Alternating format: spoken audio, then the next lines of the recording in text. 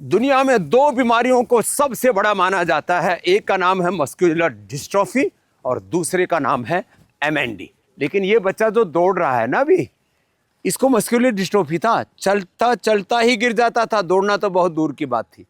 और एक गलत माइंडसेट बन गया, लोगों की दिमाग की प्रोग्रामिंग नेगेटिव कर दी गई है कि एक बार मस्कुलर डिस्ट्रोफी हुआ तो थोड़ी दिन में मर जाएगा और धीरे धीरे करके मसल्स टूटेंगे और जिंदगी खत्म हो जाएगी। लेकिन इस खौफ से, डर से, ये भी बोल रहा था डर लगता है, मैंने कहा डर मत बेटा, ये कुछ लोगों के दिमाग में गलत बातें बैठा दी गई है ना। जैसे अलग अलग जातियों के बारे में, अलग अलग देशों के बारे में, अलग अलग मजहबों के बारे में, अलग अलग सामाजिक, आर्थिक, राजनीतिक रूप से बहुत से डर लोगों के भीतर बैठा दी गई है। ये भी चिकित्सा के नाम पर बहुत बड़ा एक डर है, खौफ है।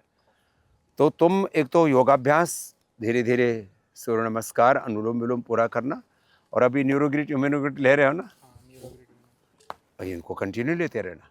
और अश्वगंधा शतावर ऐसे ही थोड़ा दूध के साथ लेते रहना। 1 चम्मच सुबह घी भी पीना खाली पेट, और आंवला, एलोवेरा, गिलोय, गोंदन, अर्क, हनी भी लेना, है?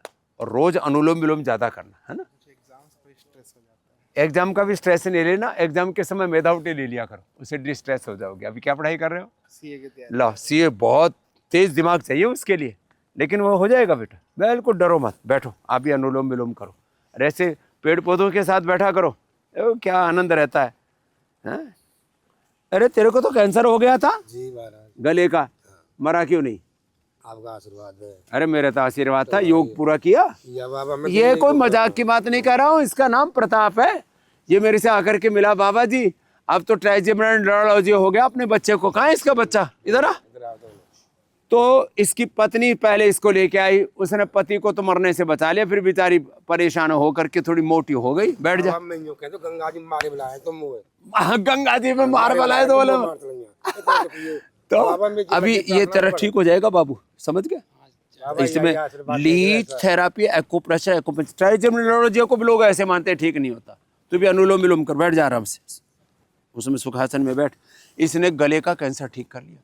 पूरी रिपोर्ट है, कौन कौन से हॉस्पिटल की रिपोर्ट है? बाबा मैं जानता हूँ की, आगरा की, मथुरा की, भरतपुर की, जयपुर तक की, सब जगह धक्का खाए।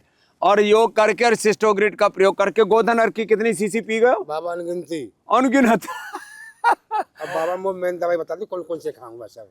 अब तो बस गोधन अर्क पी और प्राणायाम कर, और 5 पत्ता खा तुम। हाँ, तुलसी का, नीम के, तुलसी, नीम, गिलोय, एलोवेरा, ये तो रोज पी लिया कर बाबा, आपका आशीर्वाद है। और ये ट्राइजेमिनल इसका भी अच्छा हो, ये दे दिया, ये भी ठीक हो जाएगा। ट्राइजेमिनल रोड जाए, बैठो बैठो। और इसकी तो बहुत बुरी हालत थी, और इसने अपना पेट ठीक कर लिया, गैस। और कितना वजन था बेटा? 75 किलो।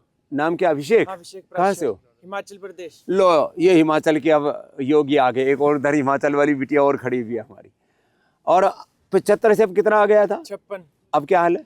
यहाँ करके यहाँ ठीक है, गैस, एसिडिटी, इन्हीं से ही बेचारा का देखो हुलिया खराब हो गया था। 6 फीट का जवान 75 से घट के 49 आ गया। अब तो वापस बढ़ गया थोड़ा। लो, इसका भी पेट गड़बड़ हो गया था गुड़िया का। क्या हाल हो गया था बाबू? कितने दिन में टॉयलेट होता था? 10 दिन हो जाते थे। इसका नाम है पलक। और अब पलक झपकते ही पेट साफ हो जा रहा है। अब यहाँ जो सिखाया ना बाबू, आंवला, एलोवेरा आदि सब पिया करो, फिर योगा अच्छे से करना, और सुबह सुबह घी पान भी करना। हाँ? अब देखो ये छोटे छोटे बच्चों को गैस, 10 दिन में कब्ज, बताओ। तो खाने के बाद अभयारिष्ट भी पीना, है ना। ये सब करने से छोटे छोटे उपाय है। बच्चों को कब्ज, और फिर कब्ज चलता पूरी जिंदगी भर, फिर आंतें कमजोर हो जाती है, अंदर मल सड़ता रहता तो आंतें कमजोर हो जाएगी। अब योग अच्छे से करना बाबू। और ये बिटिया ने तो कमाल ही कर दिया, भावना ने, ये तो पूरी जोर से। ये भी हिमाचल की हमारी योगिनी बेटी है? एक तो कोरोना में नहीं मरी। कितना ऑक्सीजन लेवल आ गया था बाबू? 42। और फिर योग करके सांस भी नहीं लिया जा रहा था। इसका क्या नाम है पति का? अमित जी है।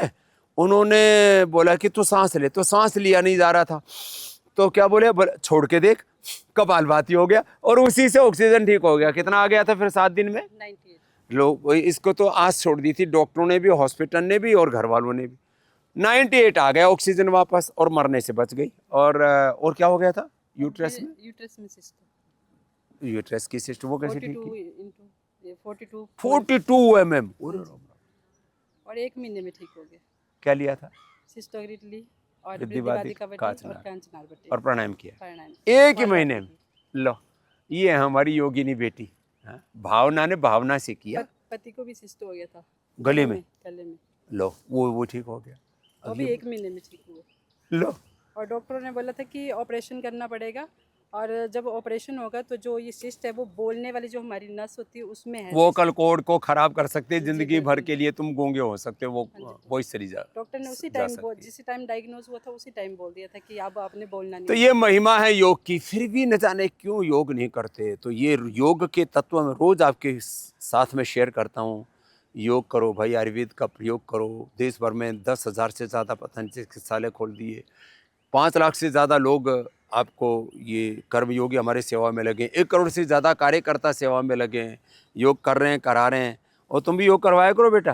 प्रधान जी गाँव के प्रधान है, ये ठीक है। पूरे गाँव को ना सुबह या शाम 1 घंटा योग भी कराया कर। बोले भाई इससे तो अपना स्वास्थ्य अच्छा रहता है ना, खर्चा कुछ भी नहीं लगता। और तेरा तो लाइव एग्जाम्पल हो गया अमित जी का भी और तुम्हारा भी भावना। तो ससुर को भी शुगर थी और बीपी। अरे वो माता जी भी तो आई हैं। हाँ, वो जो माता जी बैठी है निर्मला, क्या नाम जी, उनको भी शुगर 700 था, अब 100 आ गए। तो इतने उदाहरण। अब हर गांव गली मोहल्ले में योग के इतने लाइव एग्जाम्पल हैं, प्रूफ हैं, और फिर भी लोग योग ना करके रोगों में भोगों में फंसे रहें, तो बात ठीक नहीं है भाई। हम जिन पूर्वज ऋषि ऋषिकाओं की संतानें हैं वो सारे हमारे ऋषि मुनि योगी थे। आओ योगी बनो, निरोगी बनो, अपने लिए समाज के लिए उपयोगी बनो। योग का, आयुर्वेद का, स्वदेशी का व्रत लेकर के अपने आप को और इस देश को लूटने से बचाओ और अपने पूर्वजों की विरासत को अपनाओ।